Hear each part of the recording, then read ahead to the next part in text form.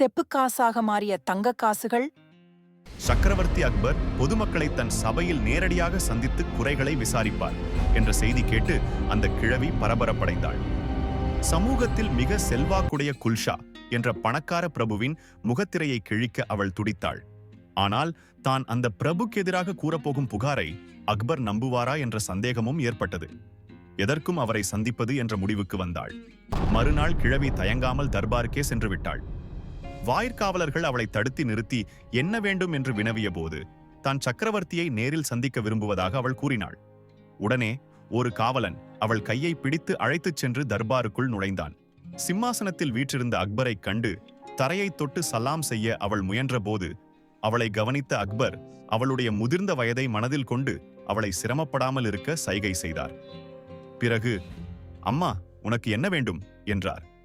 அதற்கு அவள் அக்பரை நோக்கி, பிரபு, நான் சுந்தரிபாய், மிக ஏழையானவள் என்றாள். அதற்கு அக்பர், ஏழையாயினும் பணக்காரராயினும் என் முன் சமநீதி கிடைக்கும். உன் குறை என்ன சொல் தாயே என்றார். பிரபு, ஓராண்டு முன் நான் பத்ரிநாத் யாத்திரை செல்ல விரும்பினேன். என்னிடமுள்ள பணத்தையெல்லாம் அதுவரை யாரிடமாவது பத்திரமாக விட்டு செல்ல வேண்டுமே என்று திட்டமிட்டேன். என்னுடைய உடைமைகளை பொற்காசுகளாக மாற்றி ஒரு பையில் போட்டு வாயை இறுகக் கயிற்றினால் கட்டிவிட்டேன்.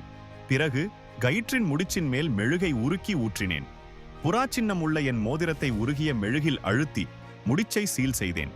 சீலில் என் மோதிரத்தின் புறாச்சின்னம் தெளிவாக காணப்பட்டது என்று மூச்சு விடாமல் சொல்லிக்கொண்டே போனவளை அக்பர், அம்மா, நீ மிகவும் முன் எச்சரிக்கையுடன் நடந்து கொண்டு இருக்கிறாயே, சபாஷ் என்று பாராட்டினார்.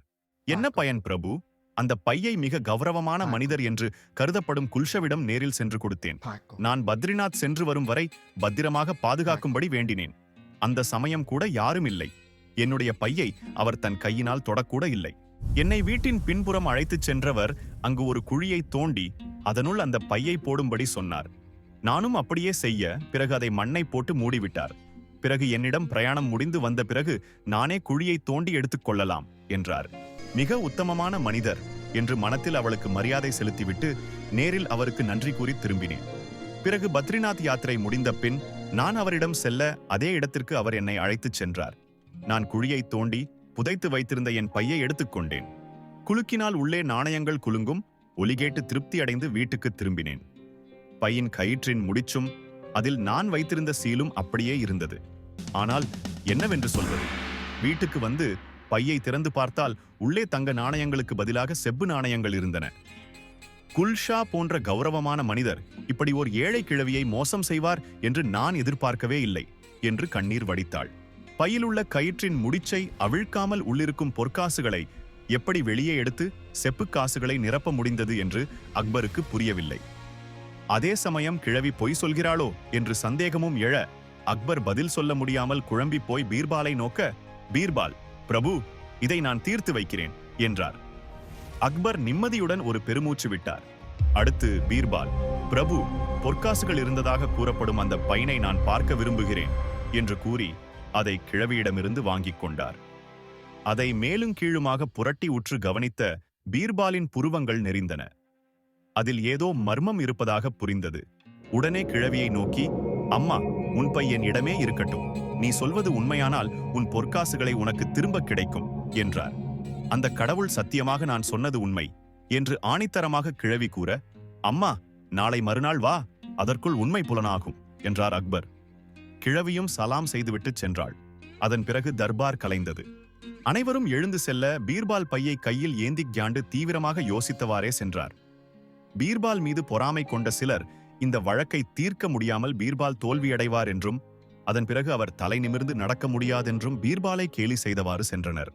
அவர்கள் தன்னை ஏளனம் செய்வதை பொருட்படுத்தாமல் பீர்பால் வீட்டுக்குச் சென்றார்.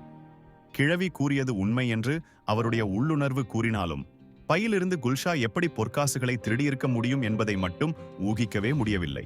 தன் மனைவி தன்னை புன்னகையுடன் வரவேற்றதை கூட அவர் கவனிக்கவில்லை. மௌனமாக சாப்பிட உட்கார்ந்தார். கைகள் உணவை எடுத்து வாயில் போட்டுக்கொண்டாலும் மனம் அந்த வழக்கை பற்றி யோசிப்பதிலேயே ஆழ்ந்து இருந்தது. திடீரென பீர்பாலுக்கு ஒரு யோசனை உதயமாயிற்று. உடனே தன் படுக்கை அறைக்குச் சென்ற அவர் விலையுறந்த படுக்கை விரிப்பு ஒன்றை எடுத்து அதை கதிரிகோலால் சரசரவென கிழித்தார். அதை பார்த்து அவர் மனைவி ஓடி வந்து, ஐயோ, உங்களுக்கு பைத்தியமா? என்ன காரியம் செய்கிறீர்கள் என்று கூச்சலிட்டாள். உஷ் என்று அவளை அடக்கிவிட்டு தன் வேலையாளை அழைத்த பீர்பால், இந்த படுக்கை விரிப்பு கிழிந்ததே தெரியாமல் அருமையாக தைக்க வேண்டும். அப்படிப்பட்ட திறமையான தையற்காரர் யாராவது தெரியுமா என்று கேட்க அவன், ஐயா, மன்சூர் அலி எனும் தையற்காரன் ஒரு மேதாவி. அவனிடம் கொடுத்தால் கிழிந்ததே தெரியாமல் தைத்து விடுவான் என்றான். உடனே அவனிடம் பீர்பால் அதை கொடுத்து அனுப்பினார். மறுநாள் மாலை வேலைக்காரன் கொடுத்த வேலையை கச்சிதமாக முடித்துவிட்டு திரும்பினான். படுக்கை விரிப்பை புரட்டி பார்த்ததும் அது முன்பு கிழிந்திருந்த இடத்தை பீர்பாலினால் கண்டுபிடிக்க முடியவில்லை. அவ்வளவு நன்றாக மன்சூர் அலி தைத்திருந்தான். ஆகா, மிக பிரமாதமாக தைத்து இருக்கிறானே, இந்த மன்சூர் அலியை நேரில் சந்தித்து பாராட்ட விரும்புகிறேன் என்று கூறிவிட்டு பீர்பால் தன் வேலைக்காரனுடன் மன்சூர் அலியின் கடைக்குச் சென்றார். அடடா பிரபு, நீங்களா? சொல்லியிருந்தால் நானே உங்களை தேடி வந்திருப்பேனே என்று மன்சூர் அலி ஓடி வந்தான். மன்சூர், உன் கடைக்கு வந்து உன்னை நேரிலே பாராட்ட வேண்டும் என்று தோன்றியது. அதனால்தான் நானே இங்கு வந்துவிட்டேன் என்றார் பீர்பால். உங்கள் பாதம் என் கடையில் பட நான் என்ன பாக்கியம் செய்து இருக்கிறேன் என்று மன்சூர் உணர்ச்சி வசப்பட்டான். இந்தா, நீ செய்த அருமையான வேலைக்கு கூலி என்று பீர்பால் ஒரு தங்கக் காசை அடுத்தார். இருங்கள், மீதி பணத்தை தருகிறேன் என்று மன்சூர் தன் சட்டை பையை துழாவ, உடனே பீர்பால் அவனை தடுத்தபடி, அவசியமில்லை, நீயே வைத்துக்கொள் என்று அடுத்து கிழவியின் பையை காட்டினார். மன்சூர், இந்த பையை சமீபத்தில் நீ தையல் போட்டாயா என்று பீர்பால் கேட்டதும் அவன் அதை அடையாளம் கண்டு கியாண்டான். ஆம் பிரபு என்ற மன்சூர் பையில் ஓரிடத்தை சுட்டிக்காட்டி, இந்த இடம் கிழிந்திருந்தது, இதை தையல் போட்டு சரி செய்தேன். 1 மாதம் முன்பாக குல்ஷா என்னிடம் இந்த வேலையை செய்யச் சொன்னார் என்றான். பீர்பாலுக்கு தேவையான தகவல் கிடைத்துவிட அவர் மன்சூரிடம் விடை பெற்று கியாண்டு வீடு திரும்பினார். மறுநாள் தர்பார் கூடியது. பீர்பால் ஏற்பாடு செய்திருந்தபடி கிழவியும் குல்ஷாவும் தர்பாருக்கு அழைத்து வரப்பட்டிருந்தனர். அக்பர் பீர்பாலை நோக்கி, இந்த கிழவி கூறியது உண்மைதானா இல்லை, வீணாக குல்ஷா மீது பழி சுமத்துகிறாளா என்று கேட்டார். கிழவி கூறியதுதான் உண்மை என்று அழுத்தம் திருத்தமாக கூறிய பீர்பால் தான் உண்மையை கண்டறிந்த விதத்தை விளக்கினார். அதை கேட்ட குல்ஷாவின் முகம் பீதியினால் வெளுத்துக்கை கால்கள் நடுங்கின. கோபமடைந்த அக்பர், குல்ஷா, பீர்பால் கூறுவது உண்மைதானா? மோசடி செய்தது நீதானா?